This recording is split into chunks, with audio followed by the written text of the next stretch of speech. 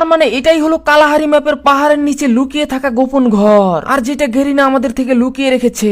আপনি কি জানেন কালাহারি ম্যাপের এই পাহাড়ের নিচে এমন একটি জায়গা আছে, এমন একটি ঘর আছে যেখানে অনেক ডায়মন্ড আছে, কিন্তু আমরা উপর দিয়ে গেম প্লে করি কিন্তু পাহাড়ের নিচে কোনোদিনও যাইনি।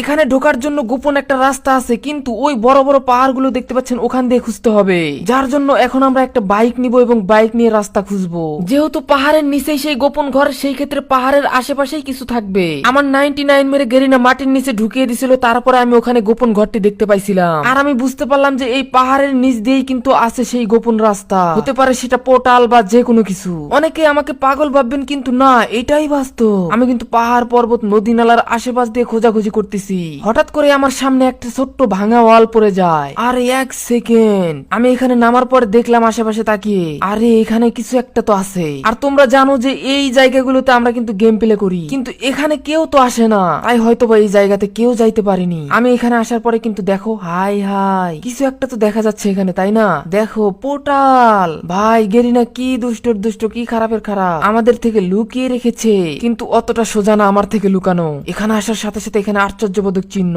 আর ম্যাপ ওপেন করার সাথে সাথে দিকে আরে আমি তো মাঝখানে, তার মানে এখন আমি পাহাড়ের নিচে আছি। আমি আস্তে আস্তে সামনের দিকে আগাই, তারপরে দিকে আরে এখানে ভয়ঙ্কর কঙ্কাল, এখানে কঙ্কাল আছে। আর যখন আমি একটু সামনের দিকে আগাই, তারপরে আরে ভাই এখানে তো দেখা যাচ্ছে ডায়মন্ড, কয়েন, আরো কত কিসের খনি, কত কি বাইরে ভাই। এখানে কঙ্কাল রাখছে যাতে আমরা ভয় পাই, এবং ওই যে সামনে বড় একটা ভূত রাখছে যাতে আমরা ভয় পাই, কিন্তু কঙ্কাল এগুলো এমনিতেই রাখছে যাতে আমরা ভয় পাই এবং কিছু না নেই। কিন্তু আমি তো চালাক, আমি কয়েন ডায়মন্ড সব নিয়ে নিব এবং তোমাদেরকেও এখান থেকে ভাগ দিয়ে দিব। আমি এগুলো তাড়াতাড়ি দেখি, বাইরে ভাই আমার তো দেখে লোভ সামলাইতে পারতেছিলাম না, সবকিছু কিন্তু আজকে এখান থেকে নিয়ে যাবো।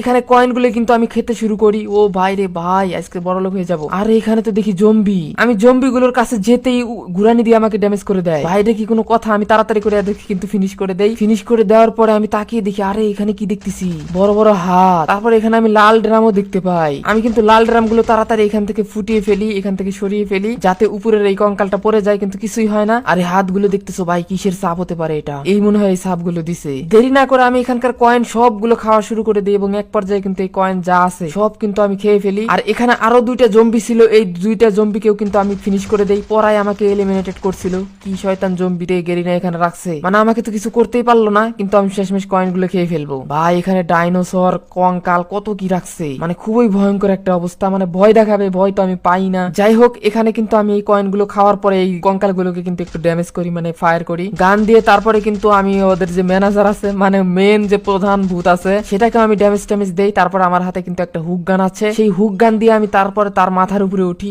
মাথার উপরে উঠে বসে পড়ি। বসার